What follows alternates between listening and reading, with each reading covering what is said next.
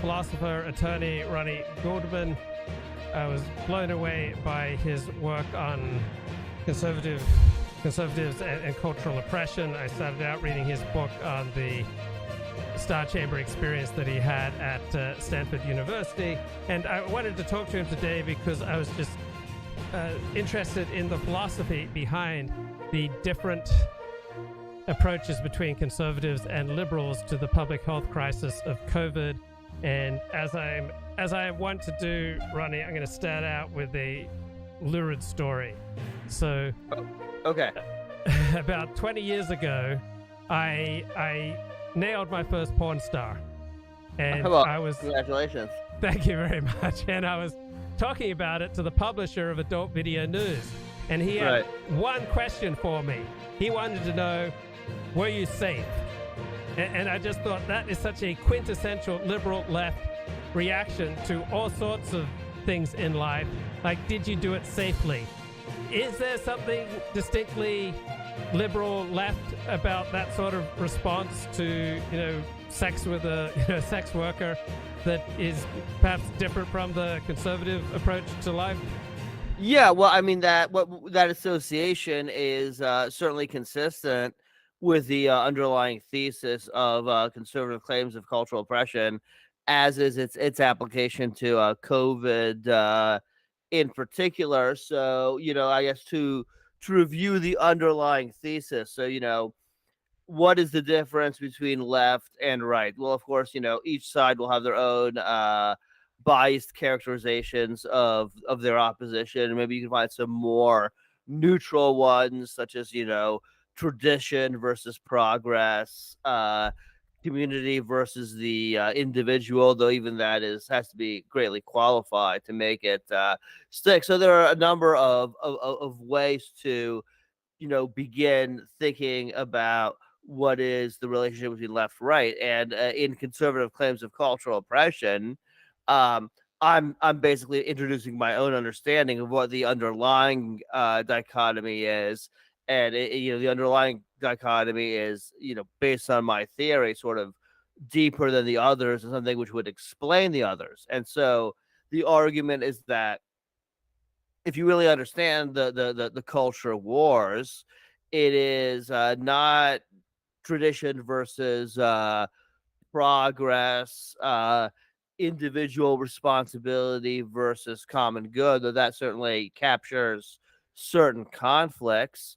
What I argue is that the underlying opposition, it has to be understood in terms of the antagonist's place within the civilizing process, which I borrow from the sociologist Norbert Elias. And that's the idea. Well, what is it that makes modernity modernity?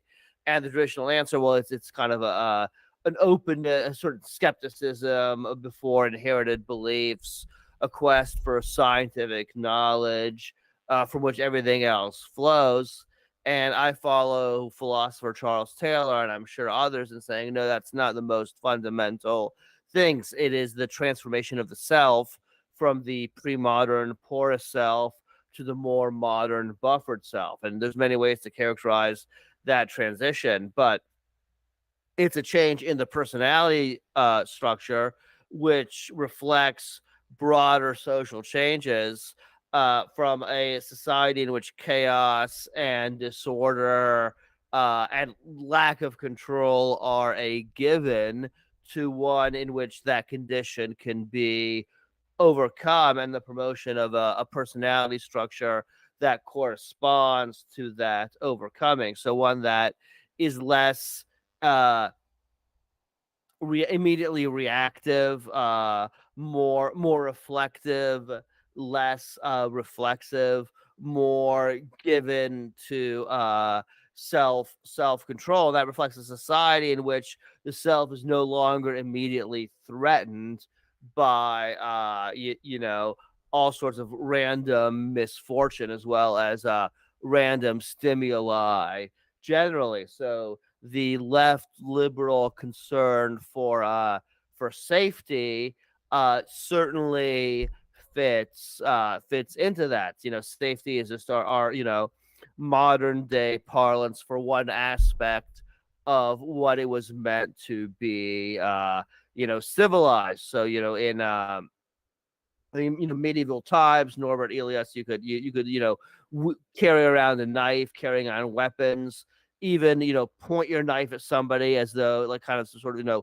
to emphasize something, even though you have no intention of killing them. Yet mores changed. That became unacceptable, even though it wasn't a matter of literal safety because it wasn't actually an aggressive move, but it symbolized danger.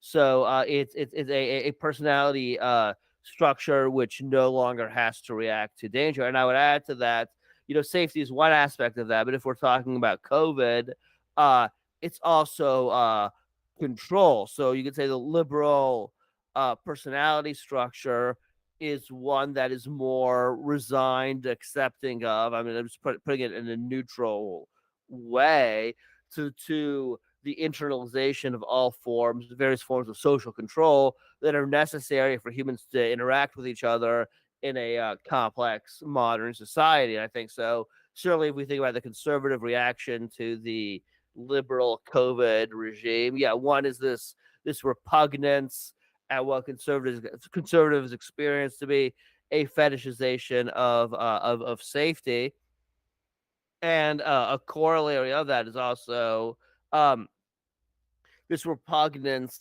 at control, because liberals have internalized the modern buffered identity to a greater degree. Various forms of social control don't bother them. They don't experience them as impositions the way conservatives would. So, I'll just let me like throw out one example. So in New York, there was a time right after the vaccines became readily available, and I think probably for the next 8 to 10 months, where you had to have we had vaccine passports. So to get into a restaurant or a bar or anything, you had to, this was an app on your phone, prove that you'd been vaccinated. And I think for most people in New York, it was sort of, the liberals in New York, it was a minor inconvenience. It was sort of, a few seconds, you take your phone out and show that you've been vaccinated the same way you would to show that you're 21 if you were carded. But I think that, again, even though conservatives frame themselves, they're rebelling against Biden or Obama or some particular nefarious policy, the underlying source of their discomfort is modernity itself. And I think some of the issues with COVID, which you've highlighted, safety and others, have become symbols of that opposition. Now, can we talk about like who did better with regard to COVID? Because I'm a man of the right, and it seems to me really obvious that the left and liberals were far more effective, and they were far more often right, and they were far more responsible than my side. So, for example, as I guess free markets aren't really necessarily traditionally something of the right. People who are highly ethnocentric, which is usually associated with the right, don't really care that much about free markets. But yeah, the level of government intervention just certainly rubs conservatives wrong. But when you're dealing with an unprecedented, and I'm just going to talk for a little bit to allow you to catch your breath. Go ahead. Because I know that when you get into it, you're going to want to develop your thoughts. So I'll just read from Jonathan Chait, writing in New York Magazine. He's a good lefty. I've got it here, yeah. Oh, great. And he says, where is the Republican soul searching for getting COVID wrong? Dr. Anthony Fauci is at least answering some hard questions. I totally agree with here. I have a I have a largely conventional understanding of COVID, that lockdowns were important, that everyone should get vaccinated, that the left and liberals' willingness to use government intervention to try to save lives was a good thing. I think that conservative, reflexive rebellion against government control was usually misguided. Now, some of the left liberal overreach, all right, conservatives may have been correct, but I think Chait is right. He says conservatives got COVID extremely wrong. Where is the accountability? Where is the course correction? Like conservative talk show hosts, like 5 of them died of COVID. Conservative talk show hosts are pretty actively undermining the case for getting vaccinated. They were pretty actively undermining the case from the beginning that COVID was even that serious. Dennis Prager had Michael Fomento on his show 5 times for Fomento to make the case that COVID was essentially nothing, that only a few dozen people would die from it. Now, according to The Economist, we have about 20 million people around the world who supposedly died from COVID. In the United States, we've had over 1 million. And so where is the course correction by conservatives? The answer is that these course corrections don't exist because the conservative movement is incapable of course correction. Even highly respectable conservative intellectuals have made utterly absurd claims about the pandemic's likely death toll. Wall Street Journal ran an op-ed arguing that the standard models that projected COVID death rate were too high by orders of magnitude. Wall Street Journal said the actual death toll would be about 20,000, perhaps 40,000. The White House under Trump pushed a model that persuaded various White House staff that COVID deaths would drop to 0 by mid-May 2020. I mean, wishful delusion that COVID posed barely any health risk, produced many other delusions, such as hydroxychloroquine would cure it, that vaccines were unnecessary or even helpful. These errors were the product of ingrained mental pathologies on the right, which I find myself agreeing with him. Trump is now running away from Operation Warp Speed, which I think was fantastic, developing a vaccine for COVID in less than a year. Ron DeSantis, the Wall Street Journal's preferred candidate, has turned the anti-vaccine movement into a powerful wedge against Trump. He's promoted anti-vaxxers. He's recruited a vaccine skeptic to run his state's health department. Florida's affirmatively against providing the COVID-19 vaccine to children. Rodney, it just seems to me that conservatives consistently got COVID wrong. What are your thoughts? Yeah, so I'll give you my general view, and this goes to the issue of why at the end of the day I would probably call myself a liberal rather than a conservative, notwithstanding everything I say in conservative claims of cultural oppression and the extent to which I understand the conservative viewpoint. But at the end, both sides have their fair share of irrationalities, and yet my feelings that on the whole the irrationalities of the right tend to be more pernicious in their overall consequences. They're not always more egregious, but I do feel they're more pernicious. And so you can think that if we go to COVID, certainly we can find extremism and irrationality on both sides.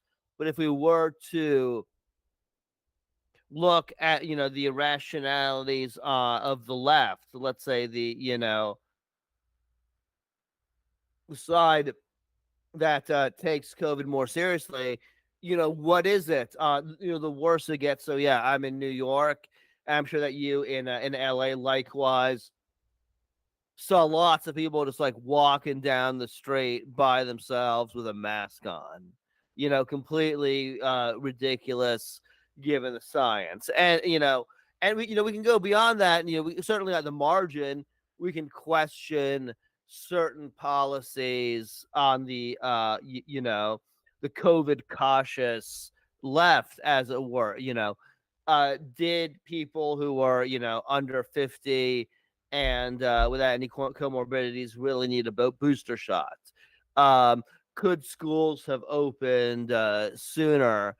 Things like that. On the margin, you can certainly criticize the liberal consensus. There's an argument to be made, but if you look at the worst errors on the left side versus on the right, which is not to take the disease at all seriously, to propose ivermectin and hydroxychloroquine as treatments, or a step further, injecting yourself with bleach to invoke Donald Trump, or thinking that the whole thing is some sort of social illusion so the elites can exert greater control.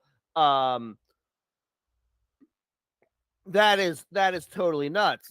Things like lockdowns, there's more room for reasonable disagreement. I mean, basically the presumption is that it does save lives because how do diseases get transmitted? Well, from person to person. When we emit particles, which are then inhaled by others. In the Middle Ages, they thought it was a miasma, this bad air, which could go from village to village. And if that were the case, then it could just like go in through your window. But in reality, it goes from person to person. So basically, lockdowns make sense, though in reality, of course, there is the question of how effective, how easy is it really to implement these social policies? Is there going to be compliance? What are the relative, how do we weigh the benefits of lockdown against the costs? So things like that, I think there's room for reasonable disagreement. But the problem is that on the right, it goes well beyond that kind of skepticism into a kind of full blown paranoia, which is detached from how the world works. So let's think about vaccines now. They'll say, and this is not just figures that we would uncontroversially associate with the right, but you have certainly a contingent of leftists, RFK and like Jimmy Dore and others. This group, they're also quite pro Russia on the Ukraine war. And likewise, they have this view, hey, it's big pharma that has captured the FDA. So you'll hear that on on both the left and the right. From the left, at least, it's consistent with their anti-market orientation. It's not on the right, so that they are certainly more in bad faith there. But that group, um, they have this paranoia because they don't understand how institutions work. So yes, it's true that people who work for the FDA, you might hope to go and work at a prestigious position at a big pharma company in a few years, and in marginal situations where it's a judgment call, where their decision whether to approve or not approve could go both ways. Yeah, they might be biased, but they're not going to perpetuate, a global fraud. So you have definitely a level of skepticism that is healthy in moderation. And I guess that's another, I mean, conservatives are supposed to be pro moderation, so it's fine to have this skepticism of institutions and expertise, but it's something that should be deployed judiciously. Conservatives did not employ it judiciously, or to the extent it appeared that they did, it was just as a pretext for the wilder conspiracy theories. And again, so they don't like per conservative claims of cultural oppression. They are skeptical of the ordering impulses of the buffered identity, and certainly academic programs and degrees and institutions, research institutions like the National Institute of Health, to their mind, symbolize or are symbols of that oppression, and as a result, they don't effectively channel their skepticism. They become, rather than wielding it in an intelligent manner, they become consumed by it. So there's a meme in the chat that I'm going to translate for everyone, even if you may already get it. So the meme is, does Ronnie lift? So the question is, is Ronnie a manly man? Does he lift weights? Is he high testosterone? If he was a manly man, he wouldn't be so worried about masks and COVIDs and influenzas and vaccines. Any thoughts on that type of meme, Ronnie? Well, I mean, I will. First of all, let me answer the question before elaborating it. I do lift, and just to I would not consider it an indicator of my manliness, but to the extent the propounders of this meme do, I will give you some stats. I do. I start off. I went to the gym this morning. I started off, my workout is 3 sets of 10 to 12 reps each on bench press of 195 pounds. So Wow. I mean, I'm not a huge guy. I'm 5'6". So I think, for my size, pretty respectable as far as do I lift. But I also did wear a mask. In fact, I was when I was not outdoors, but yeah, I wore a mask on the subway. I wore, and not just the surgical mask. I wore the KN95. Yeah, because I mean, um, eh, again, let me let this your how much you can lift on a bench press, or what you would do if you were challenged to a fight. And I don't know what I would do because it hasn't really happened. Maybe in high school, maybe not even then. So I don't know what I would do. But regardless of that, even if I was the most manliest of men, I would have done what I did. But maybe by that lights, I'm not the most manliest of men. But I guess I'm not uh you know would not be a complete sissy either, I guess, because I did not wear the mask outdoors. As soon as I got vaccinated, I only wore a mask if I legally had to. And then if I had to wear it on the train in New York, I would switch to the surgical mask. Just I didn't want to do it, but at a certain point, I did violate the rules for about a month or two. It was still required. I just said I really don't give a shit. So if that redeems me with your listeners, that's great. If not, so be it as well. Well, we have we Um, have we have a woman in the chat, and she thinks you're gorgeous. So, well, and I, she's well, I pretty gorgeous appreciate it. herself. Yeah. So, I can't see myself because can she see my? Well, maybe she saw me from elsewhere, but yeah. I'm playing a previous video, so Oh, I'm okay, playing all right, previous okay, video where they all can right. see Well, you. so I felt that I'm really not a hypochondriac at at all, but at the end of the day, the bubonic plague wiped out a third or a half of 14th century Europe, and they were all, quite manly by contemporary standards. They had to be. I mean, I bet their women were quite manly by contemporary standards as well, and yet they died. Not that the COVID was the bubonic plague, but same principle. There are laws of molecular biology, and our superficial conscious categories of strength, do not correspond to real outcomes. The Germanic barbarians, I guess by conventional measures, I guess more manly than the Romans. So the Romans were quite manly, but in terms of like individual expressions of machismo, and yet they were defeated time and again. So that's whatever the virtues of manliness, they interact with forces that are utterly indifferent to manliness. And if there are virtues to manliness, then like recognizing that indifference is surely among them.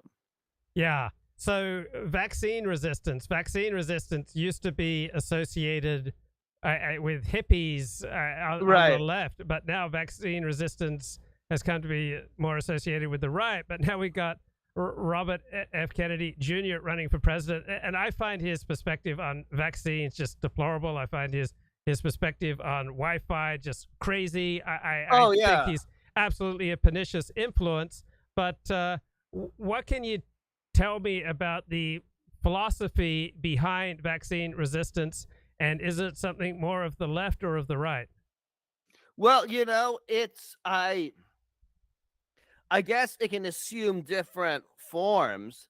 And as you said, like so originally, 80s and 90s, it was a left wing thing, yeah, associated with a skepticism of corporate power, a celebration of all things natural. I guess we are usurping nature's role through these vaccines. But RFK, the interesting thing there, even though a anti vaccine skepticism of the left is certainly conceivable because it's existed. It's weird that sort of this celebrated scion of giants, RFK, of a democratic giants. He has and I wonder if there's some sort of intrinsic logical connection between this vaccine skepticism and other right wing positions. He has moved right. I mean, his position on Ukraine. Was that left or right? We could debate that, but he has said he endorses free markets. He was asked about climate change, and even though he was apparently a fairly competent environmental lawyer for a while, he says, yeah, that's a problem, but climate change is not being exploited by the Davos globalist crowd, which means he's going to do nothing about it. He's not for Medicare for all. He is certainly he's adopted a fairly pro-Israel position as well. So he has moved rightward along with his vaccine position. Sorry, I lost my train of thought. No, So that's good. what So was I yeah, just responding take, to? just that's fine. I mean, you can circle back if anything comes to you. But I guess one divide is establishment versus anti-establishment. RFK is very much an anti-establishment political figure, and given that it's the left who dominates almost all of our institutions, generally Right. speaking, one would expect that somebody whose politics is dominated by an anti-establishment reflex in 2023, normally you would expect that they are on the right. Is that fair to say? I think that is fair to say.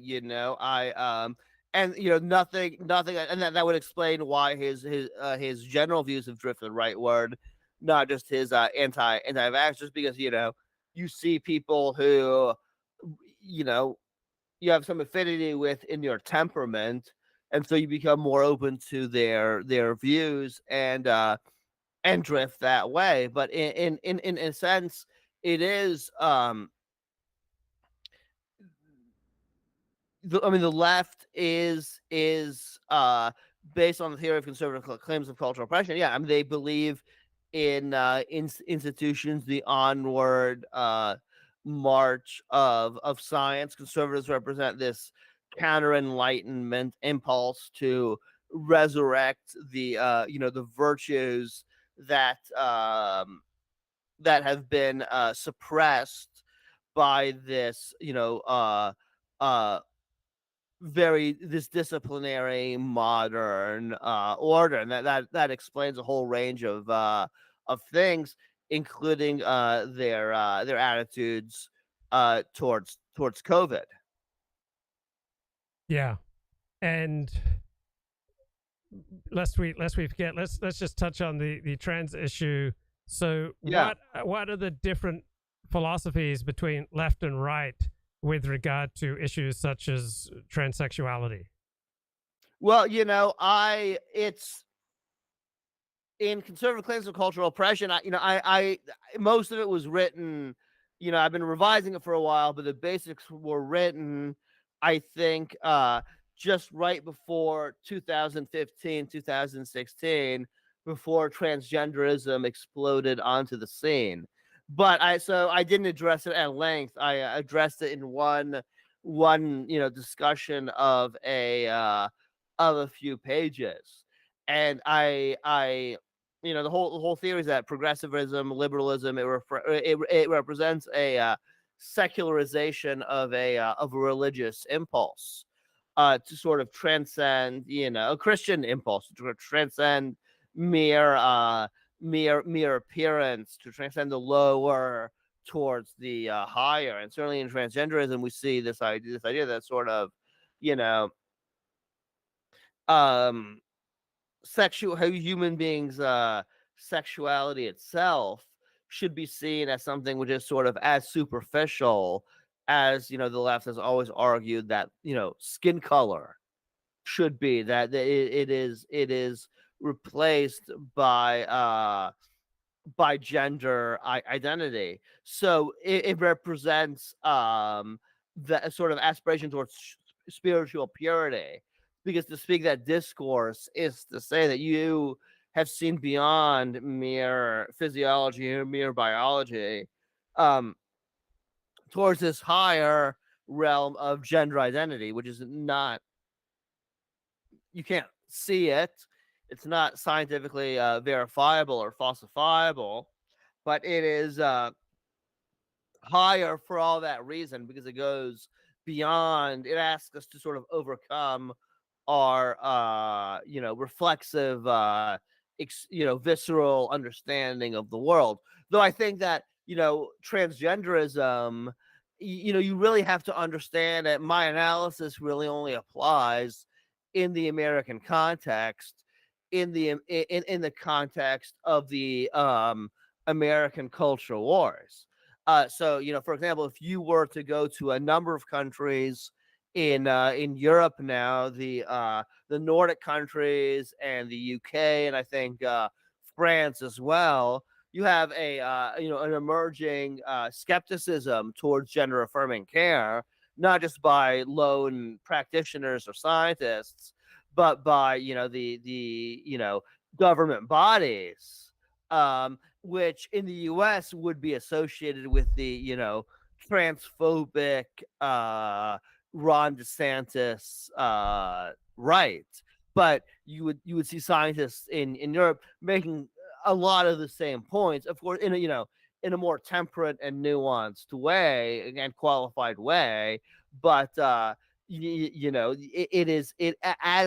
transgenderism is understood in the U.S., you cannot understand it apart from the culture wars, the extremism in the transgenderist left.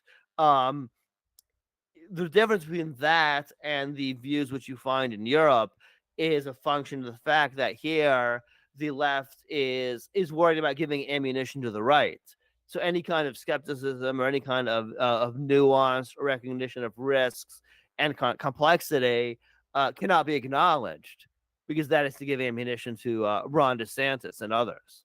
Yeah, so I think one of the best ways for understanding the philosophy behind this fantastic book that you've done on conservative claims of cultural oppression is like very concrete examples that just really just hit you in the face and bring it to light.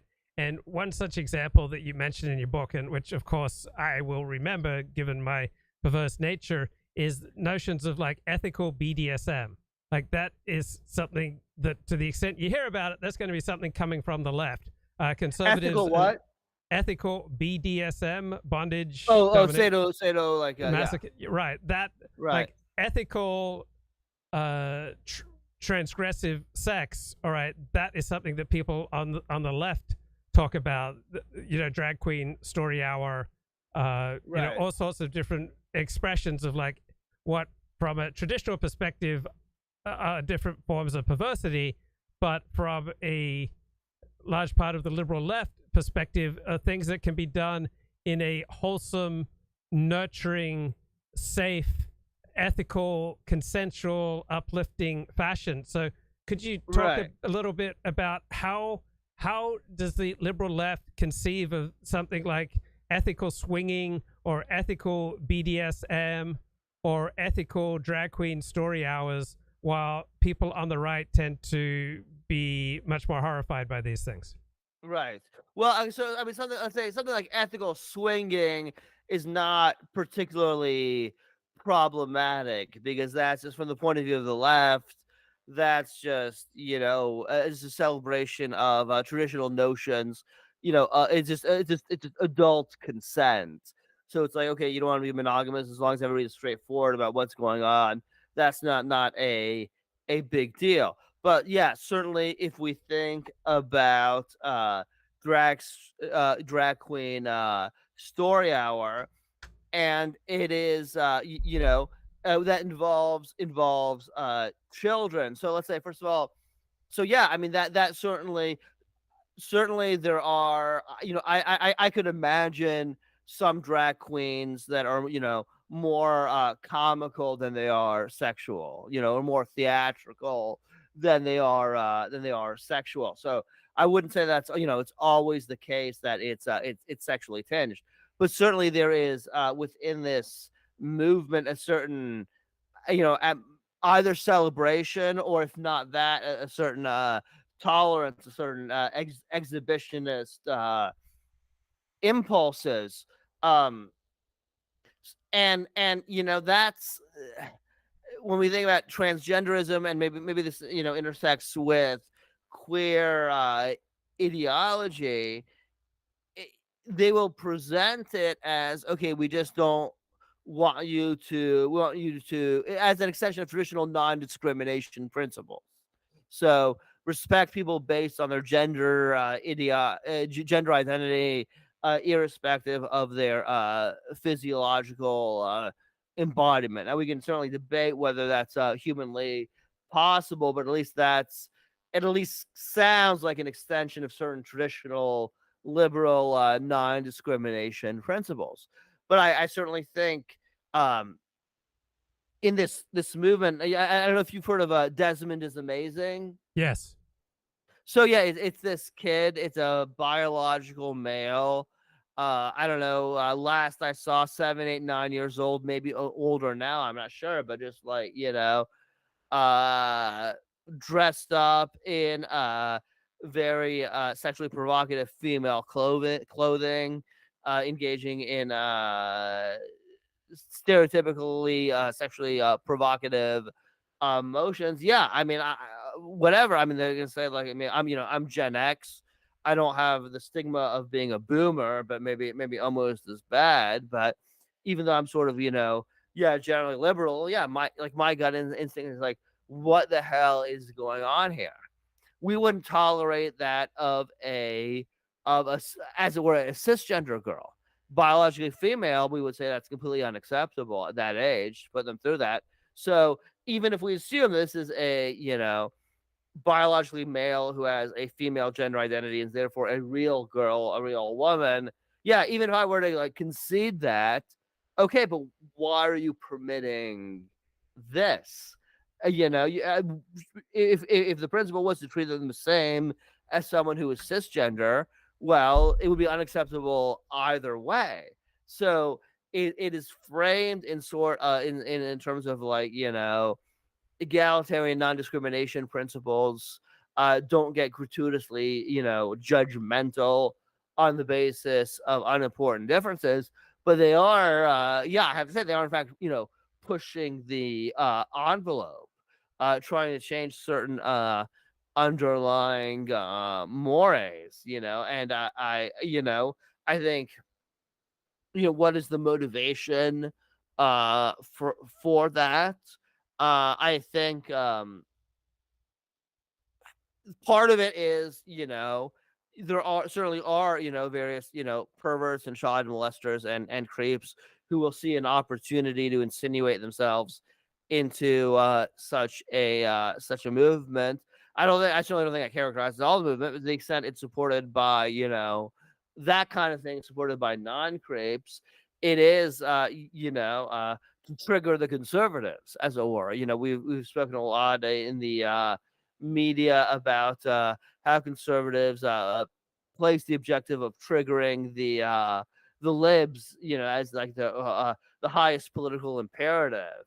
But you do see a certain version of that on the transgenderist left. I think they are trying to push the envelope. Once again, I've lost track of the initial question to which I'm Yeah, responding. no, that's fine. But what is the? Let me see if I can articulate. Let's just talk ethical swinging. The traditional right wing negative response to ethical swinging is that we're messing with social meaning, that we're messing with norms, we're messing Right. with what is traditionally understood as right and wrong, and giving purpose and structure to our life.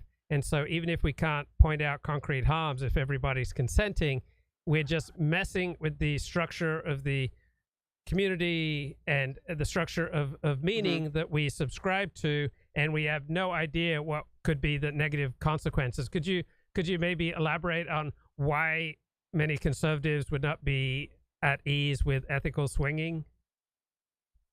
Um Yeah, I mean, I think I mean, I think that that's consistent with the theory. I mean, it's the idea that consent cannot be the social bedrock because yeah, choices and consent have their place, but they're only going to be socially and individually worthwhile choices if they are made by selves that are integrated, that have a center um of some kind. And the crooked timber of the human of human nature being what it is, we are reliant on these broader social structures to create the self.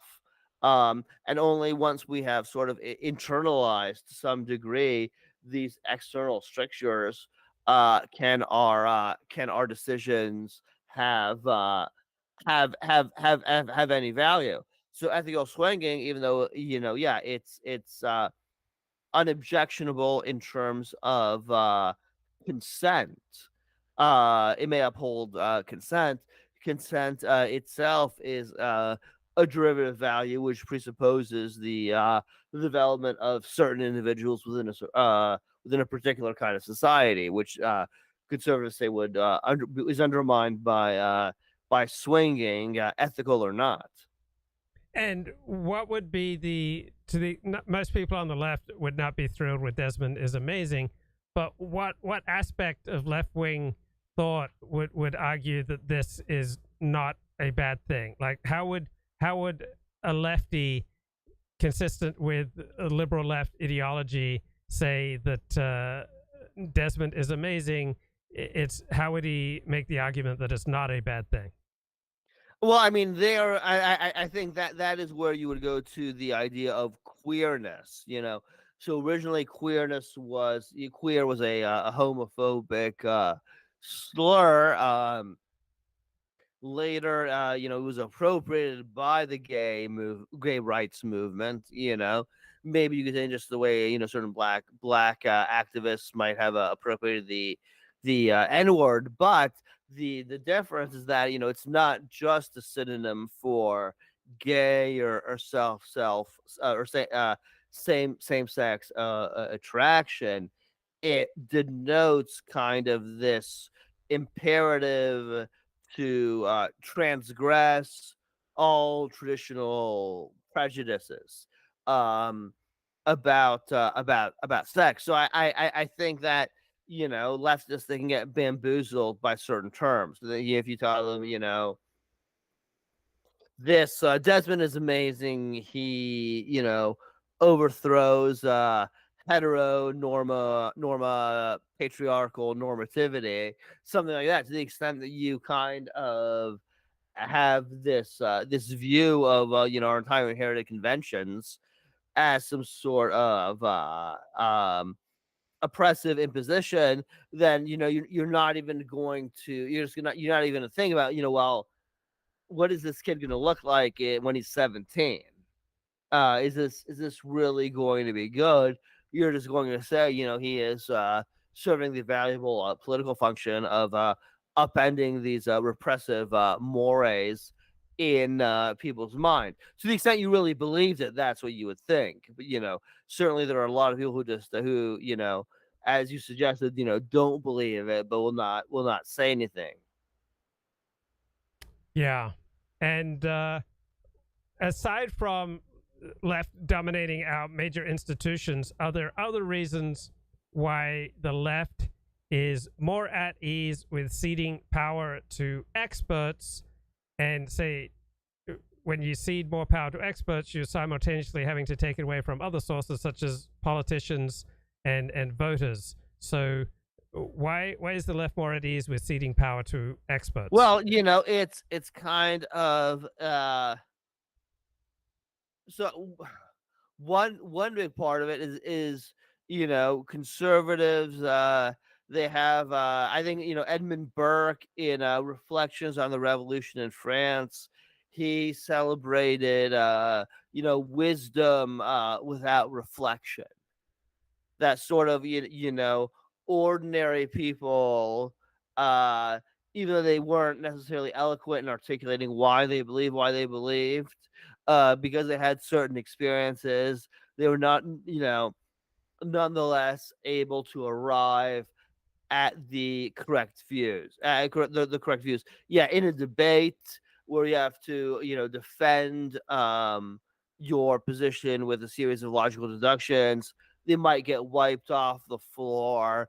But there's a certain, fetishization of our logical powers, um, which is not actually warranted uh, by the human condition. So the distrust of expertise is therefore, in a sense, an extension of the porous self. That's, our emotions are not inherently suspect. Our visceral reactions, I should say, something narrower than emotions, are not inherently are not inherently wrong. And again, so is, is that trust correct or not? Well, we've inherited all of these impulses from our evolution. So the greater the extent to which the situation resembles the circumstances under which we evolved, the more trust you can place in those instincts.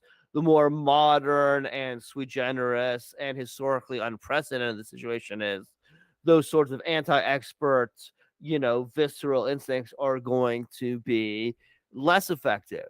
So, things like the efficacy of the vaccine, your instincts are gonna maybe, they're gonna attune you to, okay, maybe there's a certain, self satisfaction among the scientific elite. You're gonna sense that. They too have a certain, herd mentality.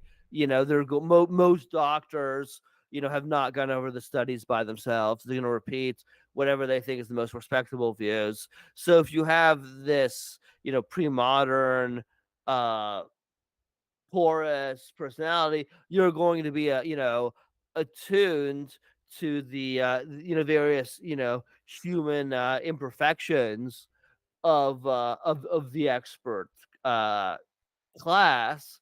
But even though you're going to correctly see that, and you will be able to find examples where there is indeed a certain degree of herd, yeah, of groupthink, still that's going to blind you to a lot of other things. Just like asking, the vaccines, yeah, at the margins, you need a booster shot. Is natural immunity a substitute? Does a 4-year-old really need them? At the margin, we can ask that. We can debate that. But fundamentally, they're safe. Fundamentally, they help, absent, very unusual circumstances. And you're going to be blind to that, just because you're going to process things at this more visceral level, and you'll detect the human flaws in the expert class, but you're not going to be able to put those flaws in the wider context of how organizations and institutions actually work. Okay, let me read a little bit from your terrific book on conservative claims of cultural oppression. Talk about, I think Harvey Mansfield was at Harvard. He writes that whereas rational control wants our lives Right. to be bound by rules, manliness is dissatisfied with whatever is merely legal or conventional. So rational control wants peace, discounts risk, and prefers role models to heroes. Manliness favors war, likes risk, and admires heroes. So manliness seeks and welcomes drama and prefers times of conflict and war and risk. Manliness tends to be insistent and intolerant, just as it is steadfast, taking a stand, not surrendering, not allowing oneself to be determined by one's context, not being adaptive or flexible. So manliness must prove itself and do so before an audience.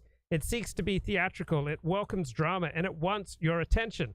By contrast, rational control prefers routine and doesn't like getting excited, must therefore seek to keep manliness unemployed by means of measures that encourage or compel behavior intended to be lacking in drama. So I want to go back through this paragraph and apply it to COVID.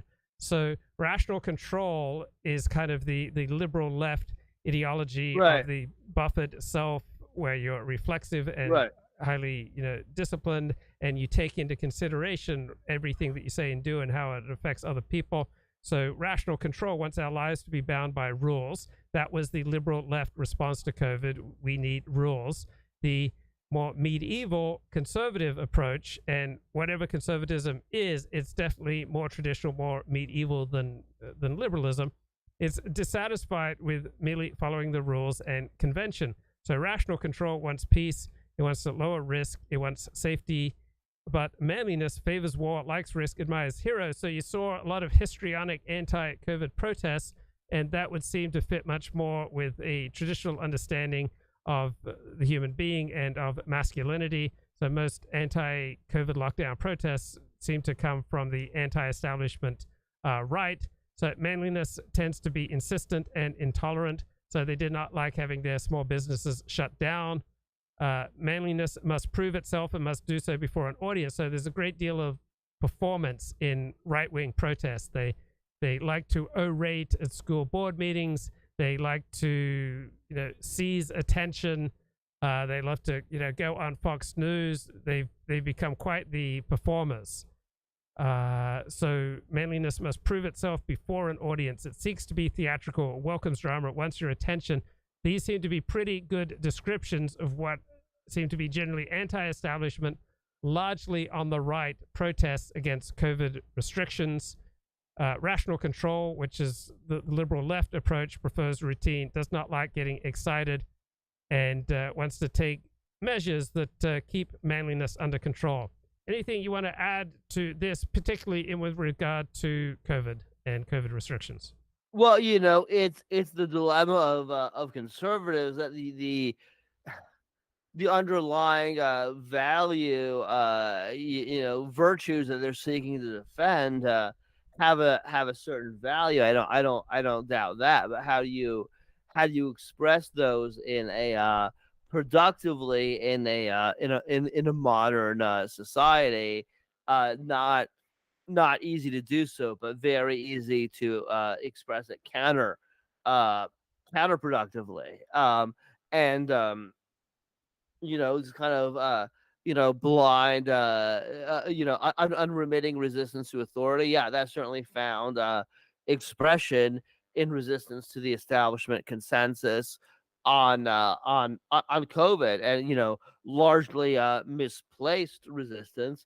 But here was an obvious an obvious occasion on which to try to resurrect this much maligned virtue of manliness. And so it's easy to say, well, we've got to have find these traditional expressions of manliness. We were a tribal society. The context in which we evolved is obviously no longer possible, as civilized as we have become. Can you find another way to express these virtues? Well, I guess lifting weights could be one. Probably not enough to satisfy most people. The Harvey Mansfield passage you quoted, if I remember correctly, I think I quote that in both the Star Chamber, both Conservative Claims of Cultural Oppression and the Star Chamber of Stanford, because I guess I did try to embody that kind of manliness, in in an academic context, even though that would be not discernible from the outside, because from the outside, I'm as much a nerd as the next guy, but just this kind of obtuse resistance, even though you can't really articulate effectively what the alternative is or why it is exactly that you're doing what you're doing. Nevertheless, this visceral feeling that it is justified Um, I can,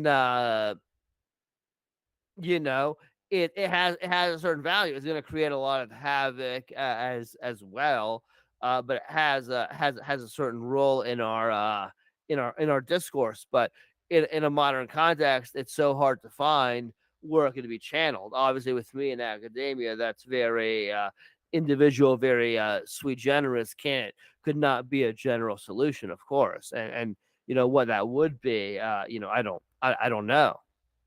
Yeah, the growing power of HR departments due to all the civil rights litigation from Hmm. ever complicated civil rights laws means that the liberal left school mom mentality, which I was so familiar from my days in school. I was not a good student in large part because most of my teachers were female, and even when they weren't female, just like feminism just dominated the classroom, so that like Uh-huh. explicit rambunctious competition and doing battle was strongly discouraged. They really wanted to instill the buffered reflexive self rather than the traditional rambunctious male self. And now that same kind of school mom attitude has entered the workplace, and it's not only a bad thing, right? Obviously, I'm a man of the right. I like trad freedoms, but the keep things safe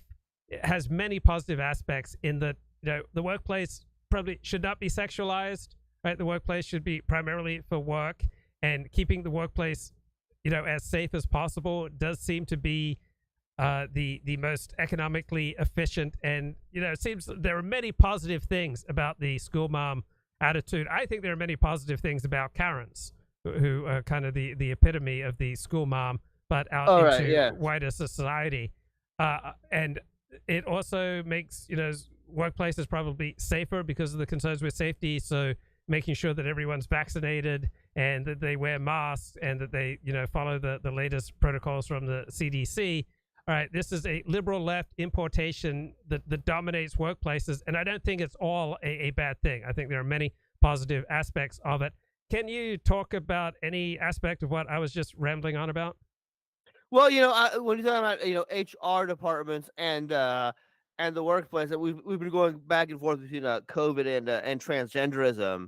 So this could take us a bit towards transgenderism, but so I'm at work, and we're a small scrappy plaintiffs firm, and a lot of our defendant counsels are like like the big white shoe law firms with hundreds of employees, including hundreds of attorneys, a bit more, straight laced. We can I can go to work in shorts if I don't have any court appearance or anything like that.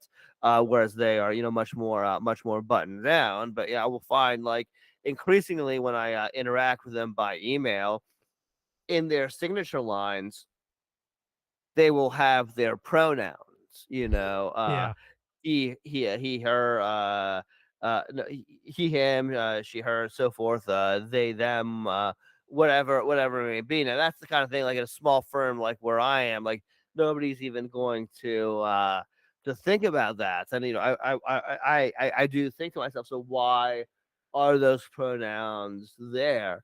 Was it a totally individual decision? Was there an email from HR, strongly urging them to do it? Was there an email from HR telling them they had to do it? You know, uh, I don't, I don't know, but certainly, viscerally when I see it, um, it gives, at the level of unarticulated social meaning. Liberalism doesn't just destroy old social meanings. In the process, it does create new ones. And I'm thinking, when I read those, is there the implication? Would one be unreasonable to think that in providing these pronouns, not only are you telling me your pronouns, but you are also telling me that providing your pronouns is the polite, courteous, humane thing to do without anyone even asking you. Even though I feel no need to give my pronouns. I have no pronouns, but it kind of communicates that message. Not that that level of that social meaning is entrenched yet, but like I do feel it going in that direction, as do conservatives. Yeah, and but I think this also touches on COVID, the the great importance that the liberal left and the school mom Karen attitude give and HR departments give to safety, that also follows over to public health safety and all sorts of COVID restrictions, which I overall think do more good than harm, particularly with regard to COVID. In other areas, I think the school mom attitude does more harm than good. But is it fair to associate the school mom keep everything safe and sanitized attitude of HR departments and the kind of school mom Karen attitude that we see in wider society with what I see as the greater effectiveness of liberal and left-wing instincts with regard to COVID than the more rambunctious traditional conservative Yes, response? that is, today with the culture wars, everything assumes a political meaning. So I don't think it was always the case. I'm sure there's a time in the 1950s where to the extent that attitude prevailed, it had no political meaning at all. It was just what it meant to live in 1955. Of course we would take the polio vaccine. Of course we would listen to these scientists who sound ever so reasonable. In that context, it had no political meaning. It was just being an American. But I think that it has there's been an accretion of political and cultural meaning, and yes, and now it is objectively more strongly associated with the left. Now, I don't know if you've noticed this, but even in the few years since you uh, were really focused on conservative claims of cultural oppression, it just strikes me that right wing rhetoric and right wing argumentation and right wing politics has dropped even another 5 to 10 IQ points. I'm on the right, and yet I readily recognize that almost all right wing talking points are fairly moronic. It just seems that the intellectual quality of right wing discourse has been steadily dropping as the right becomes more populist and more anti establishment and just more plain ornery and contrarian. Am I right that there's something going on Yes, here? because they see the demand for intellectual cogency as kind of an elite imposition, which in some ways it resembles the postmodern left. It's we are so oppressed that for you to demand of us that we take make a priority of truth at every turn and making every single argument, that they see that as an oppressive demand, because basically they see themselves they are so oppressed by virtue of being conservative that they are entitled to engage in whatever intellectual dishonesty might help them, that they in their how do they rationalize it. Not that intellectual dishonesty doesn't matter at all, not that intellectual honesty has no value, but that given how culturally oppressed they are not required to play that game. And yeah, and in a sense, it's uh Jonah Goldberg. I don't know if you read the Dispatch magazine. Sometimes, yes. Sometimes he had an Yes. article on like critical Trump theory, Yeah. which is like an analog of critical race theory. So, critical race theory, if there are differences in, how different ethnicities do on various tests or other measures of accomplishments, if some are notably lower than others, then the conventional, I guess, conservative view is, well, that's a problem. How do they get up there? Why are they lower? Whereas the critical race theory is that, well, that discrepancy, the disparate outcome is merely proof of an underlying structure of oppression. And so Goldberg was saying that with Trump, like anything that negatively affects Trump, it's not what did Trump do wrong. It's why is the system organized in such a way as to oppress Trump, as to lead to negative outcomes for Trump. And I think as I argue in the book, conservatives have certainly absorbed that temperament generally, where they are so oppressed that they and I'm not denying that they're oppressed entirely, but they leap from that to thinking, therefore, as compensation for that undeserved fate, we are not obligated to play by these intellectual rules. It's a form of of reparations, in essence, I think. Yeah, that's fascinating. So if more right wingers died of COVID than left wingers, one could see that as evolution, taking its toll on a maladaptive strategy, as opposed to, let's say, welcoming immigrants. Let's say that caused an increase in death to people on the left, being overly friendly to outsiders and outgroups. Right. That would be an example of a maladaptive left wing strategy. Any thoughts on that? Well, yeah.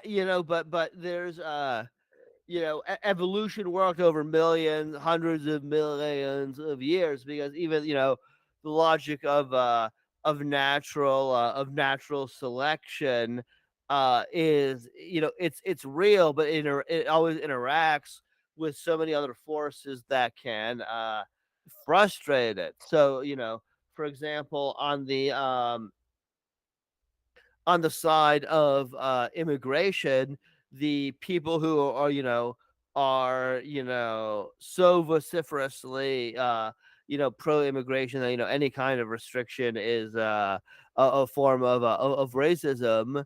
Those are going to be the liberal elites who, given where they live, are unlikely to suffer from whatever additional crime illegal immigrants create. And I'm not sure what additional level crime they do create, but the extent it had negative repercussions, or be it if not crime, just lowered wages because of additional competition, they will be immune to it. And likewise with COVID, the fact is that even though people of all ages could get it and die from it, the vast majority of deaths were 65 and older. And then you had some, probably a good number of 50 and older as well. Relatively few from younger age groups, which is the groups where people most likely have kids. So that's a good thing for conservatives. They've escaped the laws of natural selection in this instance, because even though they were their irrationality was certainly more likely to be punished because they didn't take the vaccines or other precautions. Most likely, if they died, they most likely already had whatever kids they were going to have by that point on average. Yeah. Now, some conservatives were quite fine with following COVID lockdown rules and getting vaccinated and following the science. Other conservatives were kind of outraged at all these impositions. Would it be fair to say that those conservatives who are outraged by the public health impositions, shutting down churches, shutting down workplaces, trying to mandate taking vaccines, that those conservatives who were most outraged were perhaps the most medieval of the conservatives, and the conservatives who were the most amenable to following the science were the most modern type of conservatives? Yeah, in terms of your visceral reactions, I mean, there's certainly, there is, there were irrational lockdowns. Like I remember there was a video was out in California, and they're bringing a special exemption was given to Hollywood movie studios, so they could eat outside, as they were filming. They had like an eating area, whereas there's this woman who had a restaurant, and she just wanted to do the outdoor seating, but even that was not permitted. Yeah, they got an exemption. So I don't want to in certain cases, it was certainly a justified criticism of the operative COVID COVID regime, but with respect to other things, just like having to wear a mask when you go into a store or something, it's the sort of thing where, yeah, I mean the liberal reaction or the reaction of conservatives who are maybe somewhat more accommodated to modernity. It's all it's a more objective assessment of these measures, which is that they are inconveniences, but certainly nothing that should really uh, compromise your sense of self, even if they're, a little irrational, a little overgeneral, and so forth. But yeah, to the extent you still have a more medieval personality structure, you are oppressed generally just by this sense of being controlled by this more complex, more regimented society. And so that's your baseline already. Even if nothing special happens, you already have that, in the background of yourself. And then beyond that, if already feeling that, then you get these additional COVID related controls. Yeah, that is going to add fuel to your underlying sense of injustice, which was already there for reasons entirely unrelated to COVID. And if you further discover that, okay, maybe we can say, Fauci and certain others, maybe we're not completely honest here or there. They were not really rational on on certain issues like school closings. Then you discover that, well, that's just going to inflame you all the further. But and that's why you're going to misinterpret the significance of the irrationality you see, because you are venting the uh underlying conflict between you and modernity.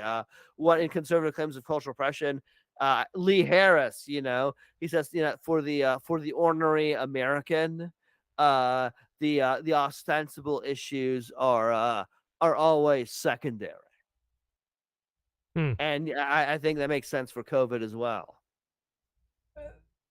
So let me think here. I had a great question I wanted to ask you. So I see a lot of right wing rhetoric about these Trump indictments. That it means that that America is now a police state, which rhetoric I find completely reprehensible and wrong. Even if these indictments of Trump are misplaced and politicized justice and all that, I don't see America living, in a police state. Even as we, like every other first world nation, steadily become more regulated, that just seems to be inevitable part of modernity and prosperity, that we always incrementally become increasingly regulated as time goes by. But there's also a lot of rhetoric on the right that COVID lockdowns were like Nazi Germany or like living under communism, and they will show various examples where the establishment's gone to extreme ridiculous lengths and says that we're just becoming like Nazi Germany and Joseph Stalin's Soviet Union, and the only difference between the left in Stalin's Soviet Union and the left in America today is that the left in Stalin's Soviet Union got to implement what they wanted, while the left in America is being held at bay by courageous, conservatives fighting for traditional American values. So how do you understand histrionic right-wing reactions, whether they are to things like moderate COVID restrictions or to things like the Trump indictments? So, if I think about the Trump indictments, I mean, when people say, "Oh, this is all political, it's politically motivated," look, it is certainly the case that liberals feel a lot of glee upon the federal Trump indictment. That's that again, like these conservatives, that's what they sense. Like, you guys are really happy to have Trump in your crosshairs, and the answer to that is yes, you are correct. They really are happy to do that. But if you were to actually look at the indictment itself. And last weekend, I read the whole thing, and you know, it is not. It is perfectly sound legally, and Trump created it himself.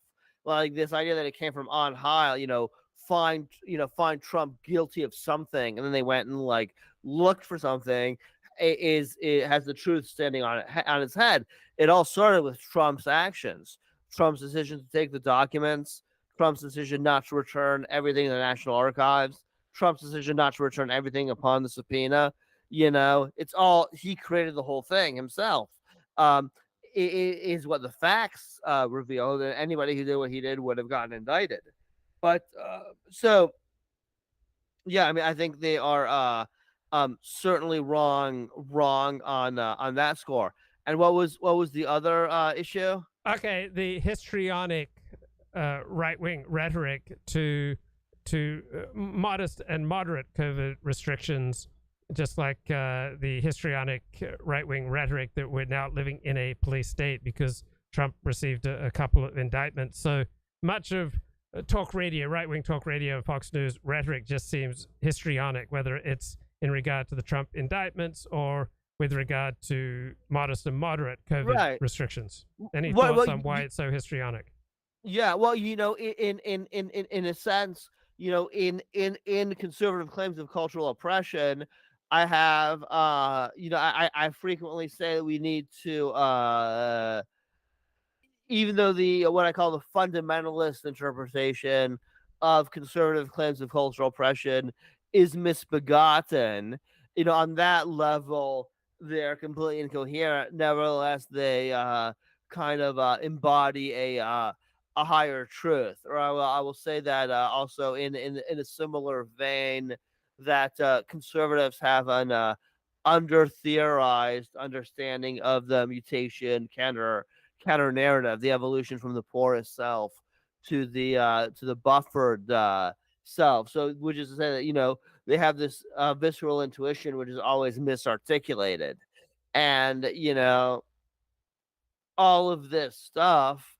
Again, they have a fundamental hostility, repugnance to just certain features of modern life, which are not in accord with how we evolved to be. And so, in a sense, the antagonism is readily understandable, but it is something that, given that the extent to which we are all nevertheless immersed in modern life, whether we like it or not, informs our thinking, our language, everything else.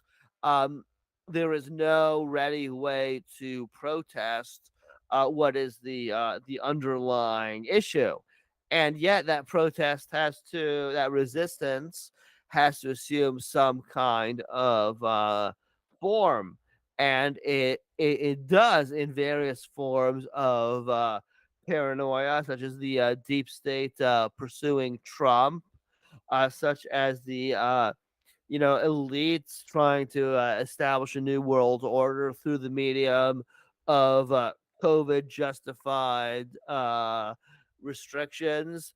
These are all protests about the root cause, right? Liberals say, yeah, you want to condemn crime, but look at the root causes of crime. And I guess, my defense of conservatives and conservatism in the book is in the same vein, which is, yeah, you want to condemn all these conservative irrationalities. Well, fine, but what is the root cause of those irrationalities? And that is something that goes deeper than politics, and cannot be resolved, adjudicated through COVID policy. Just something occurred to me. So opposition to abortion is not something that has characterized, preoccupied the right wing or Christianity for hundreds and hundreds of years. But suddenly it, as I understand it anyway, was seized upon a useful organizing tactic by various disparate elements of the so-called new right in the mid to late 1970s. And so many Republicans, however, don't realize that it's an organizing tactic. They've taken it on as like an absolute sacred value to stop the Holocaust of abortion going on in America. Uh, is there something inherently right wing? Is opposition to abortion just wired in to a traditional right wing morality, or as I see it, it's just a fairly cynical organizing principle and tactic used by the right to unite various elements of its coalition to win elections? Well, I think that it's certainly the case. I think what you were alluding to, that certainly up through the '60s, early '70s, the main evangelical Christians in the United States certainly were not terribly preoccupied with abortion. Some of them may have even been pro-choice, even though they were conservative religiously, or perhaps somewhat indifferent. But yeah, it was as part of Reagan's ascent that it became a central conservative issue. Going back further, I'm not an expert. On abortion laws and in what states they were in place when. But um what is right wing about opposing abortion? Is there something inherently right wing about well, on the left opposing on the abortion being left sacred? I mean, the left's position, I think it's probably true to a certain extent, is that opposition to abortion may not be inherently right wing, but insofar as free access to abortion is an expression of feminism, opposition to feminism is right wing, and so opposition to abortion is a circuitous expression of that. Mm-hmm. That would be Mm-hmm. the left wing critique. It's right wing in that respect. Maybe not in its immediate object, but in its an underlying impetus, insofar as abortion signifies, having sex at a whim, without consequence. Mm-hmm. Um, or a woman's freedom to choose partners, or procreating for reasons other than reproduction. So, I mean, that's the question you would have to ask yourself as a right winger. You're saying, yeah, you don't see this obvious conceptual connection between general right wing principles and being pro life. And yeah, people on the left are going to say, yeah, you are correct, and but that connection, that psychological connection, is explained by our view of conservatives, which you may sort of dismiss as uncharitable and slanderous and ad hominem, but they are actually what explain something that you yourself acknowledge may not be otherwise explicable. Hmm.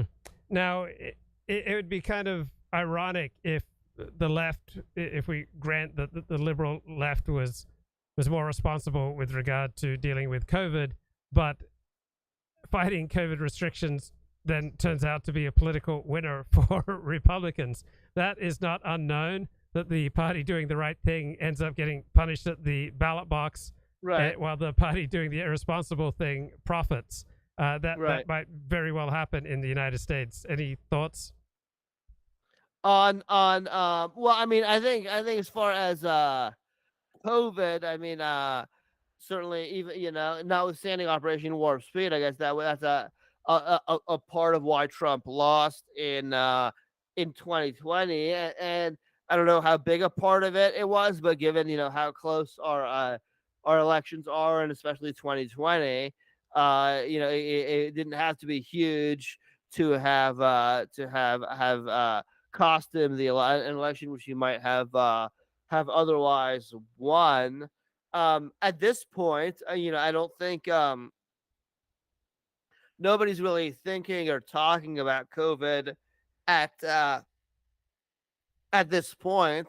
It's going to be interesting to see how the different candidates' liabilities play out. I think that both Trump and DeSantis are leading Biden by at least a few points in head-to-head matchup polls right now. So I don't think I think it uh, COVID policy cost Republicans, but I don't think so debilitatingly.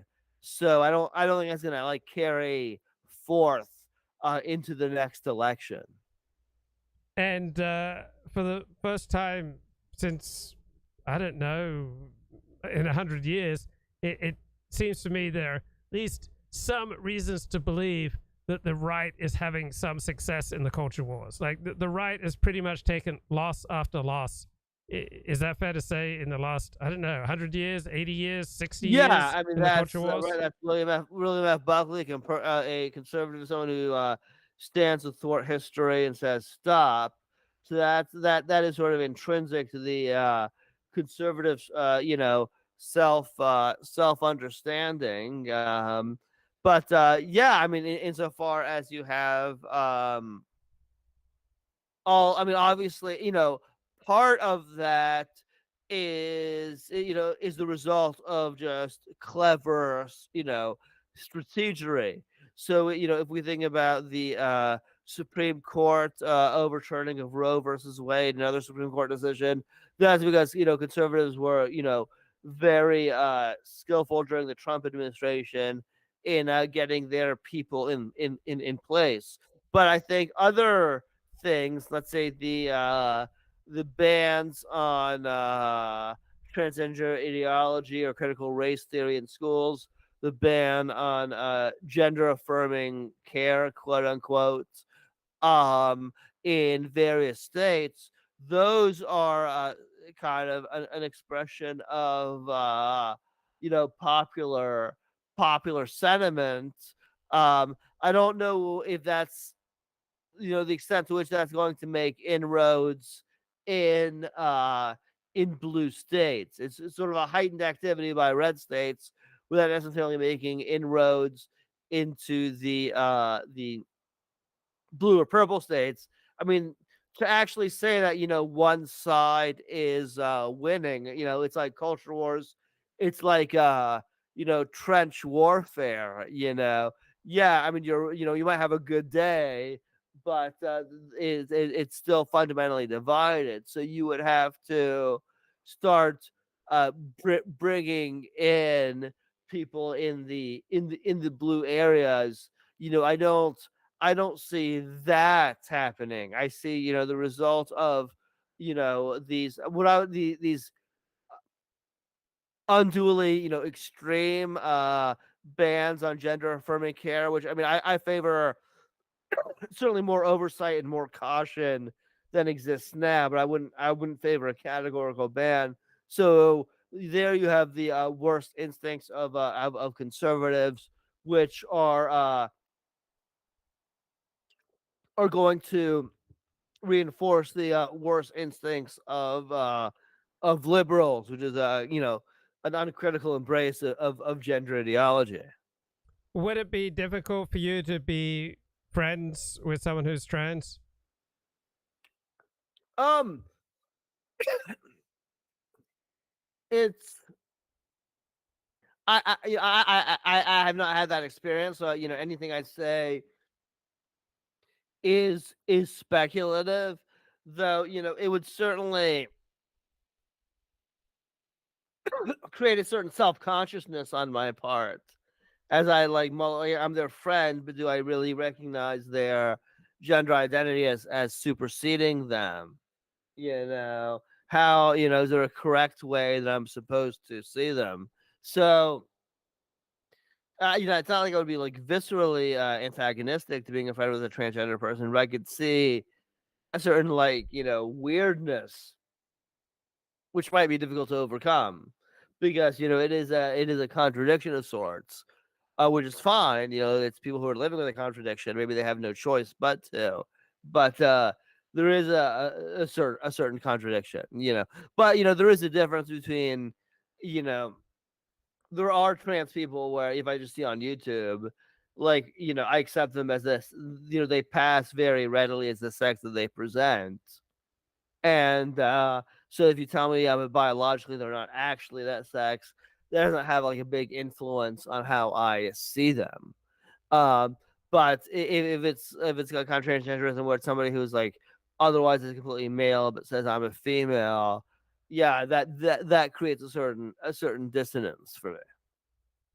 Were you surprised by what struck me as a generally low IQ, histrionic, conspiratorial, and maladaptive conservative response to COVID, as opposed to what I, on the right, saw as a generally more professional, more responsible approach to COVID by those on the liberal left? Were you surprised by the divergence in the reactions, or did you think, oh, this is all accounted for by my book?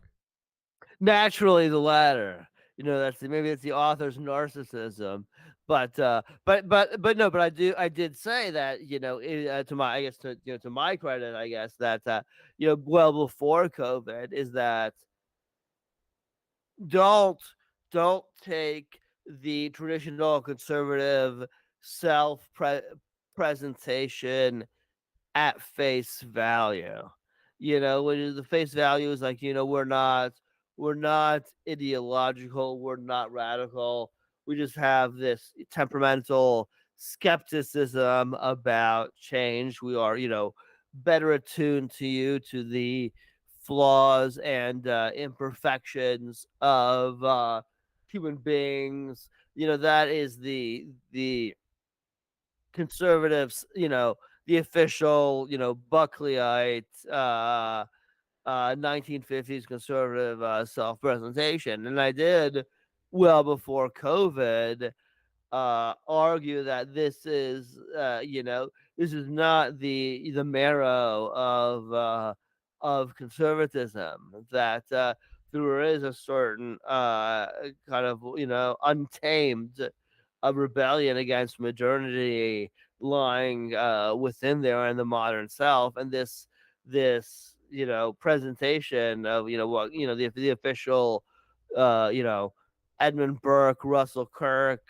intellectual conservatism, even though, certainly people believe it. I mean, I'm not saying they don't have genuine proponents, but insofar as conservatism can be a mass movement, that will never be sufficient to herd people in, you Is there, know. yeah, is there enough in right wing thought that could have seen a greater, stronger, more restrictive reaction to COVID coming from the right than the left? Given that, at least according to Jonathan Haidt's, moral foundations theory, people on the right are more obsessed with purity and cleanliness and conscientiousness than people on the left. Also, people on the right are much more uh, have much greater reactions to threats and to impurity. So those are some possible bases for why we might have expected a more restrictive reaction to COVID coming from the right than the left. Would that have been coherent to traditional right wing conservative thought? Yeah, so I mean that is something that would follow from, Haidt's, we have our, his moral taste bud theories, but I was never fully comfortable with the way he dichotomized between moral taste buds. I mean, I liked his general theory insofar as it helped me articulate my intuitions. That you have a social order which is kind of suppressing the conservative taste buds, to while privileging that of liberals, thus creating the ornery American resisting that state of affairs. So the general framework was certainly useful to me, but I I always felt, which is why I wrote my book, that to really understand the differences between conservatives and liberals, you need something, more subtle than, the kind of, bifurcation that he defends. So that explains, some some things. And that's why in the book I talk about the civilizing process, the mutation of pre-modern religiosity to modern spirituality. It's certainly a more cumbersome analysis than is his, but it's something that can ultimately explain why in certain contexts liberals will attach a higher meaning to purity, that where such as resistance to disease, whereas maybe certain conservatives will in the context of sexuality. It's like you can't readily dichotomize. You find all these taste buds in everyone in these weird forms, and so if you want to really make sense of why people go the way they do, you have to understand it in the context of the civilizing process. And so, my evidence for that is, as you just pointed out, the conservative reaction was not uh what you would most straightforwardly expect based on Height's theory. uh but it's more readily explained by my own. That's the argument I would make. Right. So, uh, anyone's had experience in your typical Orthodox home, it's usually filled with rambunctious children. So, Orthodox Jews, by and large, are very much on the right, and their homes are usually overflowing with highly rambunctious children who, create a lot of chaos and disorder. So, it's not what you would prototypically regard as pure. So, when I go to an Orthodox home, there will be kids, swinging, fighting, they highly expressive. It's not a sanitized, safe, pure environment. On the other hand, many Orthodox homes would be, outraged by any suggestions of homosexuality, sexual promiscuity. Even the presence of a TV would be felt as an injury to the social order, to everything that gives meaning to their lives. So I would think that a typical secular left liberal going to an Orthodox home, they would be kind of frightened by the chaos and the exuberance, and just all the children running around, and one person passed out on the couch, and men drinking, and just very rambunctious horseplay going on, not a whole lot of safety, and maybe not even the levels of cleanliness that they would expect. On the other hand, as far as regulating social meaning, you'd have a lot more strictures in the Orthodox Jewish home than you would in a liberal secular left-wing home, I suspect, which would be much more open to having a TV, to modern entertainments, to a more open and welcoming attitude towards homosexuality and trans. So they kind of understand purity in very different ways. Is there anything there that you'd like to elaborate on? Yeah, well, I mean, I agree with your perceptions. I mean, certainly, if you were to compare, the Hasids with evangelical Christians, there's certain overlap, but yeah, certainly, the Hasids are big party animals. They won't hold the hands of women, but they'll pop open one bottle of vodka after the next. I have in my life partied with them on occasions. They are certainly high on life. There's not any kind of somber asceticism at all, notwithstanding all the rules that they impose on themselves. Those rules do not have this dour, life negating meaning. I guess they have a kind of an uplifting meaning. I mean, I think, and this is something which I discuss in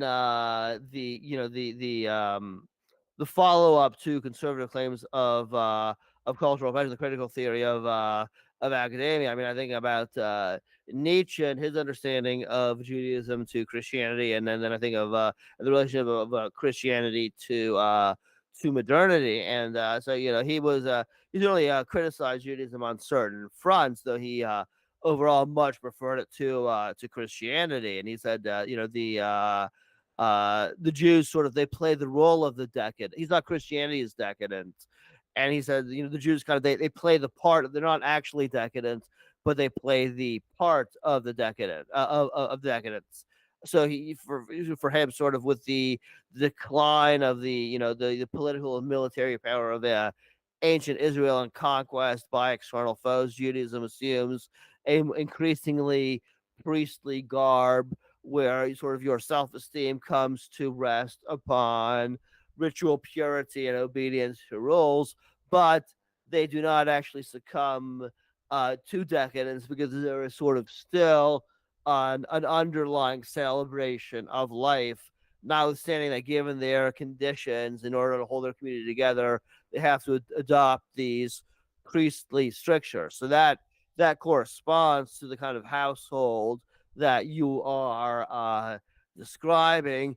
On one level, very highly regulated, but having a certain substratum that you know that still expresses this old chaotic affirmative impulse, but just it has its place. It's not completely negated, but it's controlled for reasons of necessity in Nietzsche's mind. But then Christianity then degenerates into actual decadence because the priestly self-restraint and aspiration to purity becomes an end in itself, not simply a social survival mechanism, but an ethos in its own right. And maybe and if we're viewed modernity as in large part, to the extent that it's not completely nihilistic, a secularization of Christianity, and that would correspond, I guess, with this you know liberal liberal household, which might be somewhat even though they see themselves as free spirits, still on a certain level would be a little bit distraught by the rambunctiousness of this traditional Orthodox community. Is there a meaningful difference between left and right wing desires to boss people around, to morally instruct people, to bully people, to morally uplift and educate people?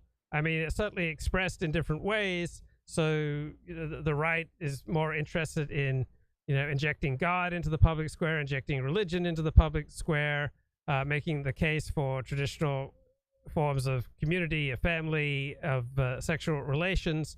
The left has a greater desire to instruct, possibly bully, possibly inspire and elevate people to a greater sense of reflexiveness, like looking at their actions from the outside, so that people become more aware of how everything they say and do is affecting other people. So it's kind of the difference between the trad who has an attitude, my home is my castle, therefore, I can pretty much say what I do and want within my home, versus the courtier morality, where you weigh everything you say and do according to how it will, affect other people, and you're constantly keeping up to date with, who's up and who's down. But is there any meaningful difference, substantial difference, significant difference between the right-wing desire to instruct and to bully, to inspire and morally uplift people, and the left-wing desire to do the exact same thing, though in different areas? Well, it's very interesting you raise that question because hold on just a second. Yeah, no worries. So you can Just just having a drink of water. So yeah. what I'm saying is that I am sort of going through conservative claims of cultural oppression. I think you remarked you think it's publishable. I think I want to like clean up a few things. I can just make a few things a little more terse.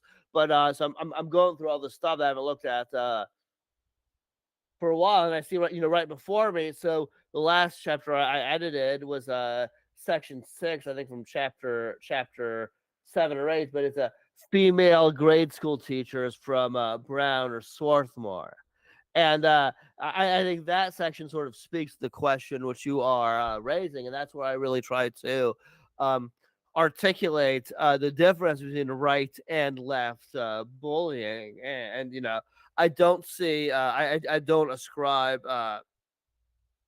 bullying to either left or the right, though it assumes very different forms. And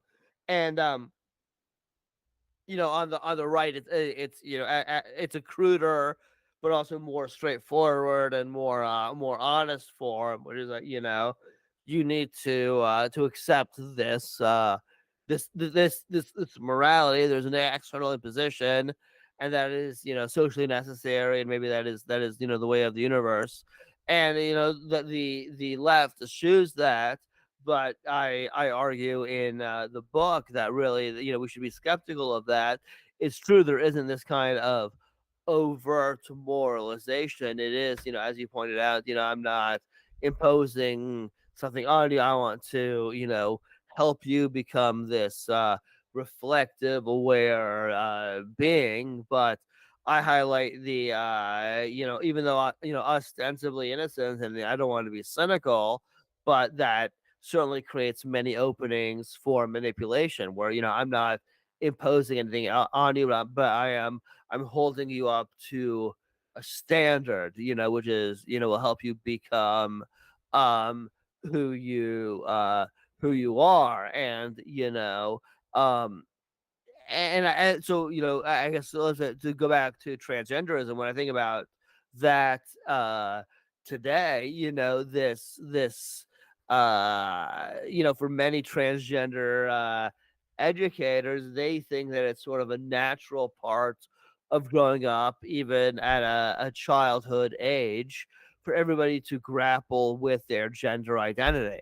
This is something that everybody needs to go. Are you really a boy or a girl? You could be either. And most people will not end up transgender, but they think everybody should, at a minimum, grow and develop through this process.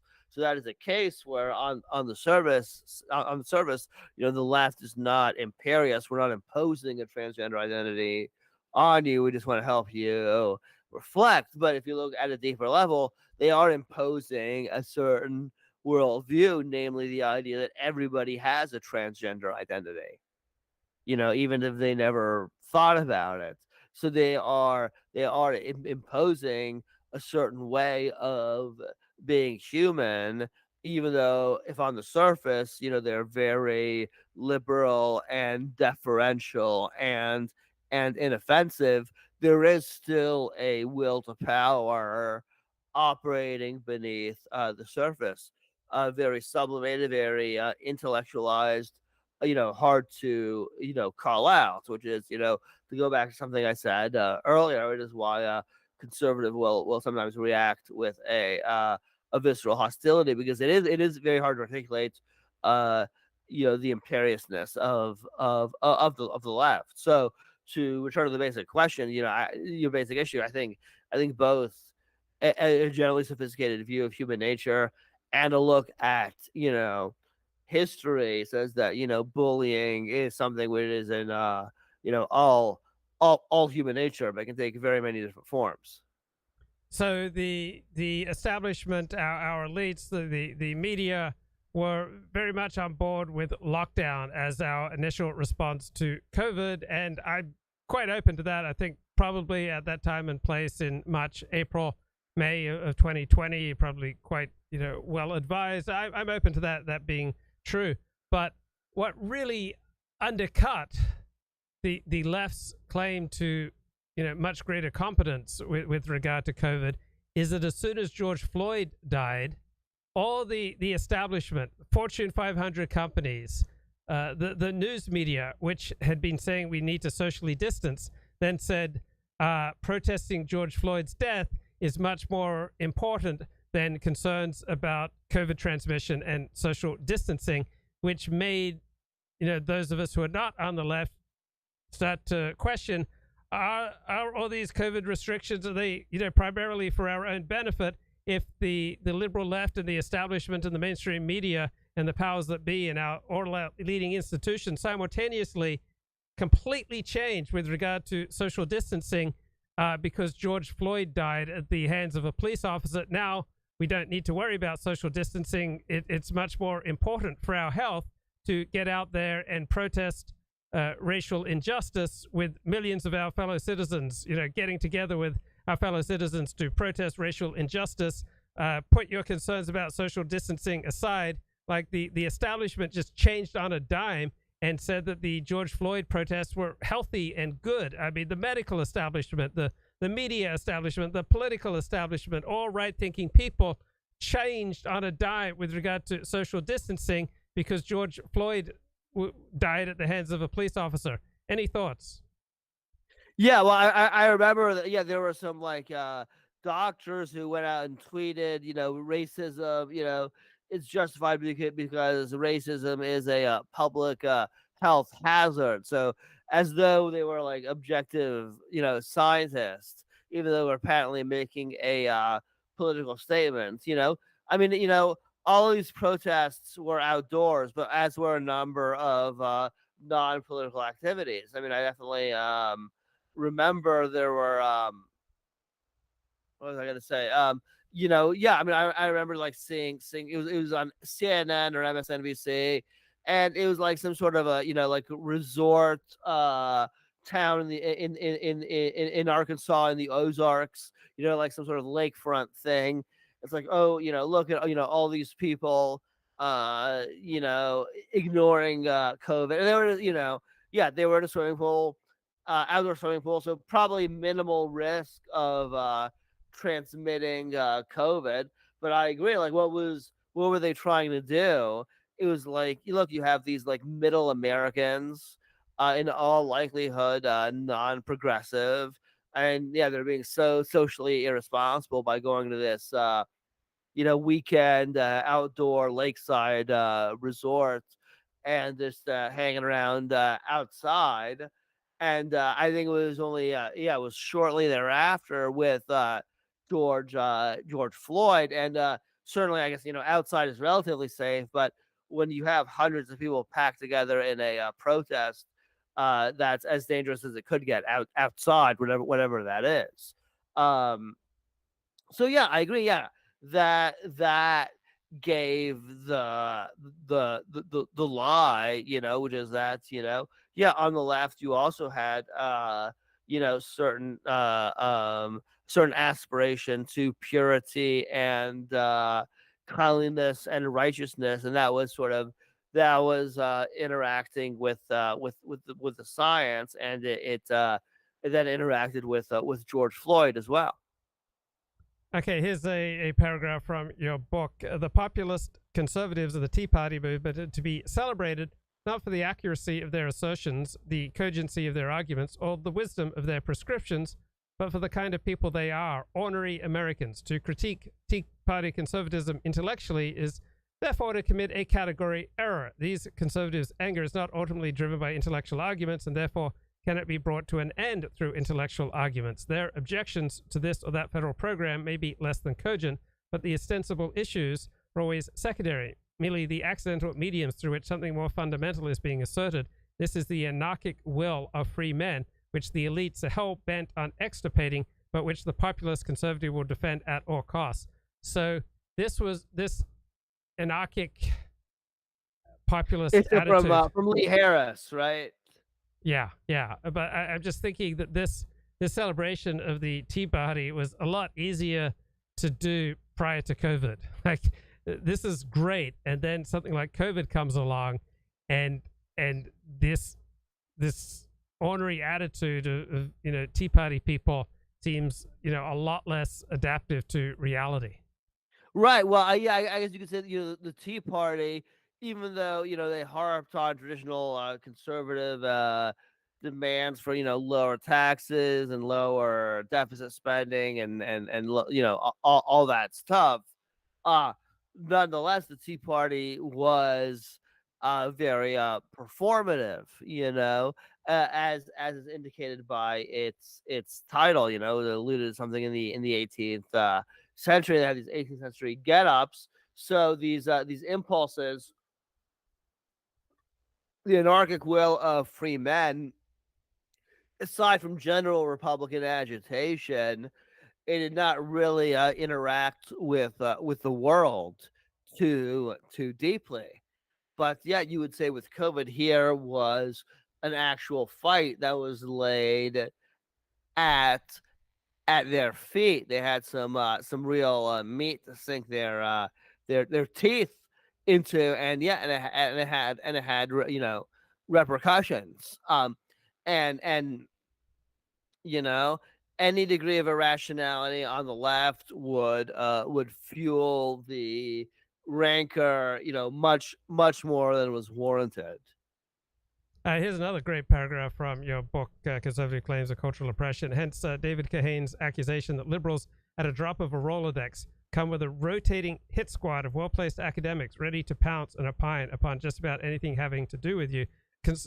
Liberals are very good at this. They do have this rotating squad of very well-placed academics, ready to pounce on any conservative idiocy. It's people are trained practically from birth as an instant response team. The weaklings and the physical cowards who sought the safety of a sinecure instead of the mortal combat of life, but who still get the thrill of shooting inarticulate fish in a barrel.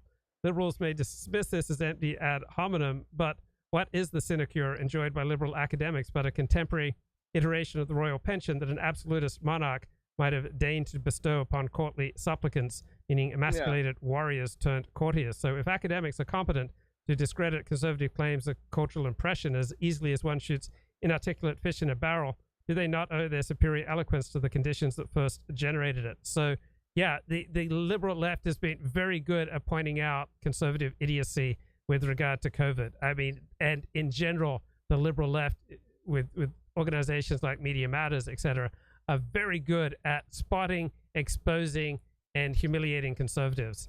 Any thoughts?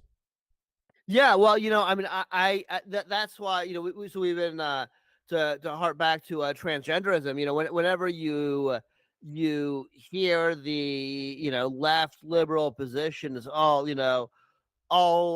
the major medical organizations have endorsed gender affirming care as safe and necessary and so forth, and and that is true, and that will be the cudgel to really end any kind of reflection about things that seem quite problematic. Puberty blockers and with things with potential ramification, irreversible ramifications. So they are able.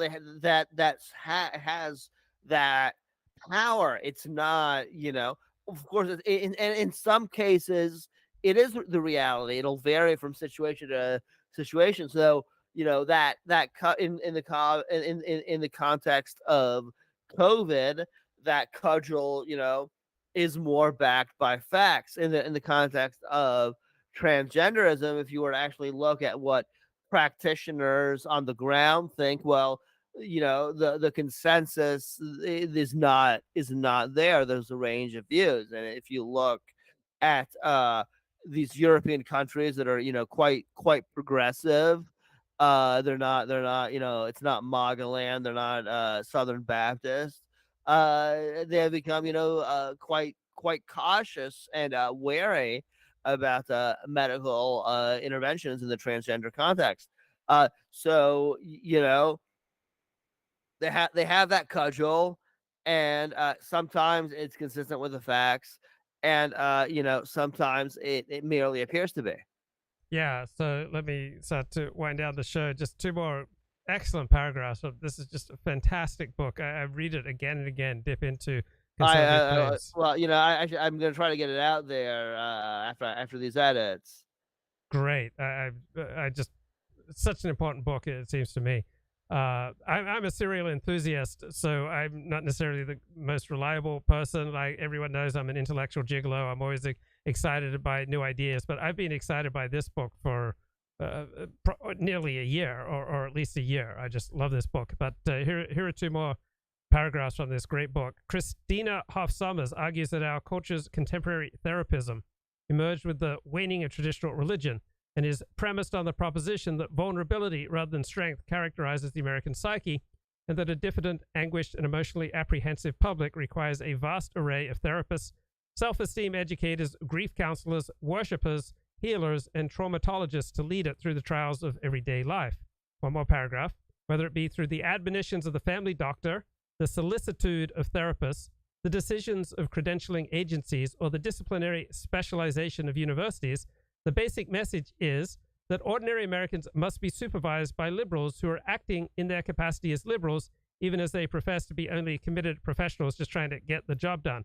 So I think these two paragraphs explain important, cultural, political dynamics in America and much of the West, but they also explain why the left, the liberal left, and the establishment, which is dominated by the liberal left, was so effective with regard to COVID compared to right-wing responses of, take hydroxychloroquine and work out. But this, therapeutic, let's, have the solicitude of therapists, the admonitions of the family doctors, let's have, credentialing agencies, and let's have disciplinary specialization from universities.